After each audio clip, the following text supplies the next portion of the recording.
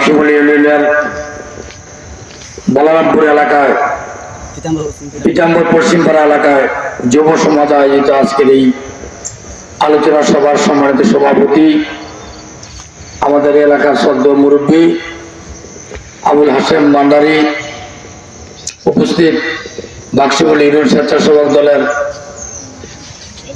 সদস্য সচিব কামাল হোসেন, বাক্সিমুলি ইউনিয়ন যুব দলের সংগ্রামী যুগ্ম আহ্বায়ক রুবেল, বাক্সিমুলি ইউনিয়ন ছাত্রদল নেতা নাসির হোসেন, বাক্সিমুলি ইউনিয়ন ছাত্র নেতা সাগর আহমেদ রাজ, ইউনিয়ন ছাত্র নেতা হাসিব, বাক্সিমুলি ইউনিয়ন বিএনপির নেতৃবৃন্দ, যুব দলের নেতৃবৃন্দ এবং ছাত্রদলের নেতৃবৃন্দ এবং বিভিন্ন কলেজে পড়ুয়া ছাত্রদলের বিভিন্ন পর্যায়ের নেতৃবৃন্দ, উপস্থিত মুরব্বিয়ান কেরাম, আসসালামু আলাইকুম।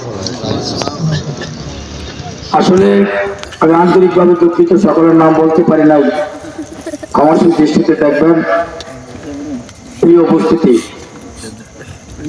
আল্লাহর দরবারে লাখো কোটি শুকরিয়া, আলহামদুলিল্লাহ। দীর্ঘ 17 বছর পরে আমরা এই একটি সুন্দর আয়োজন করতে পেরেছি। আমার মনে হয় অনেকে জন্মের পরে কোনোদিন এরকম একটা আলোচনা সবাই এলাকায় কোনোদিন দেখে নাই, আজকে প্রথম। যে যেখানে যায় খালি শুনতো, ওই যে বাংলাদেশের একজন বসিটি বেগম ছিল, তার নামে খালি জানতো হাসিনা হাসিনা হাসিনা। আর কোনো পার্টি বাংলাদেশে আছে কেউ দেখতো হয়তো আমার এরকম লাগতো।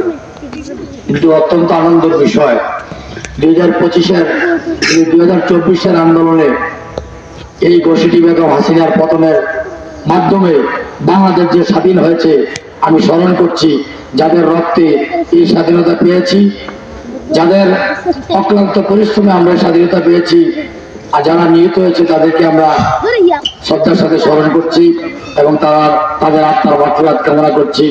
যারা আহত হয়েছে তাদের সুস্থতা কামনা করে আমি আপনাদের সামনে দুইটি কথা বলবো।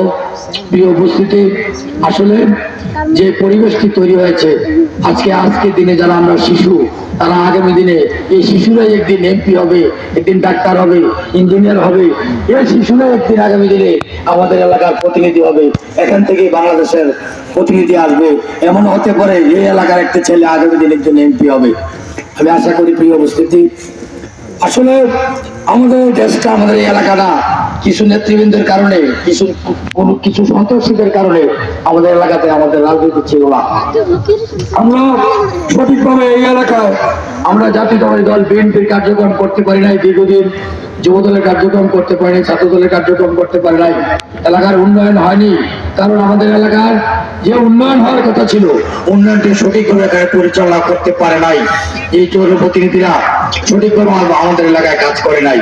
কারণ এই এলাকার উন্নয়ন হলে এই এলাকার মানুষ ভালো জায়গায় পৌঁছবে, এটা কিছু এলাকার মানুষ চায়নি। মানুষ মনে করে এই বলরামপুরের মানুষ, এই এলাকার মানুষ অসহায়। দীর্ঘদিন আমাদের এই রাস্তাঘাট এখানে কোনো কিছু হচ্ছে না, অনেক দিন ধরে মানুষ নির্যাতিত, নিপীড়িত। বাক্সিমুলি কোনো কার্যক্রমে হয়নি। এখানে আরো প্রতিষ্ঠান হওয়ার কথা ছিল, আরো স্কুলের কথা ছিল, আরো মাদ্রাসা হওয়ার কথা ছিল, কোনো কিছু হয়নি। কারণ হয়নি, আমাদের যারা জনপ্রতিনিধি ছিল তারা সঠিকভাবে ডিস্ট্রিবিউশনটা করতে পারে নাই। প্রিয় উপস্থিতি, আপনারা জানেন আমাদের আগামী দিনে আমাদের প্রিয় নেতা, আমাদের ভূচন মোহনপাড়ার মাটি মানুষের নেতা, কুমিল্লা দক্ষিণ জেলা বিএনপির সংগ্রামী সদস্য সচিব প্রিয় নেতা হাজি জসিম জসিম যদি এমপি হয়, আপনাদের এলাকায় অনেক উন্নয়ন হবে এবং এই এলাকাতে জসিম ভাইকে এনে আমরা মানুষের সাথে কথা বলে এই এলাকার মানুষের উন্নয়ন করবো, কথা দিয়ে যাচ্ছি বন্ধুরা আমার। আমি বলতে চাই, আমাদের প্রিয় নেতা তারেক রহমান যে নির্দেশ দিয়েছে, বিএনপি যুবদল ছাত্রদল আমরা যে কর্মসূচি হাতে নিয়েছি, সেই কর্মসূচি বাস্তবায়ন করার জন্য আপনাদের পাশে থেকে আমরা কাজ করবো ইনশাল্লাহ।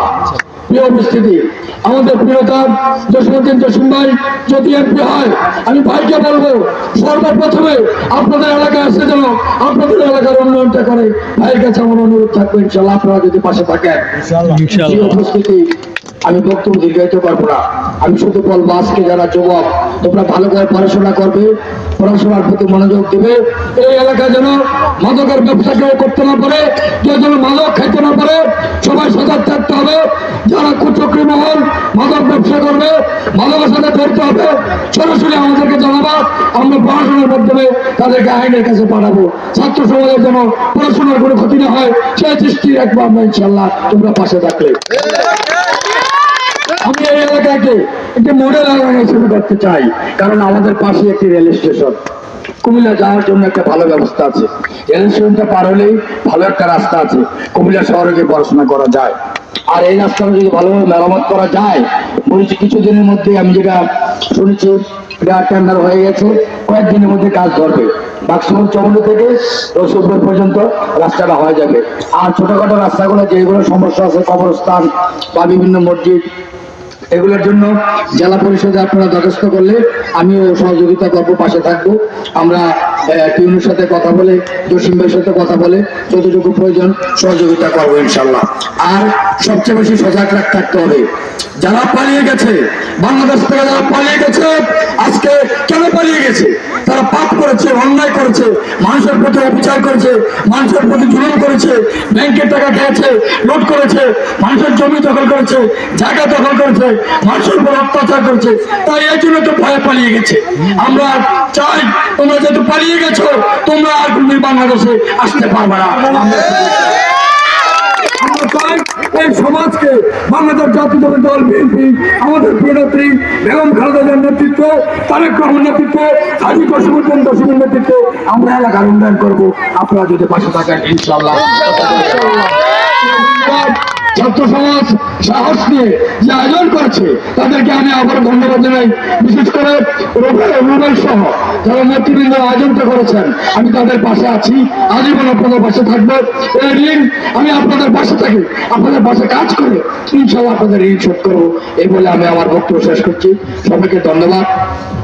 আমাদের প্রিয় নেতা হাজী জসিমুদ্দিন জসিম ভাই জিন্দাবাদ, দেশনেত্রী বেগম খালেদা জিন্দাবাদ, তারেক রহমান জিন্দাবাদ। আপনাদের সবাইকে ধন্যবাদ।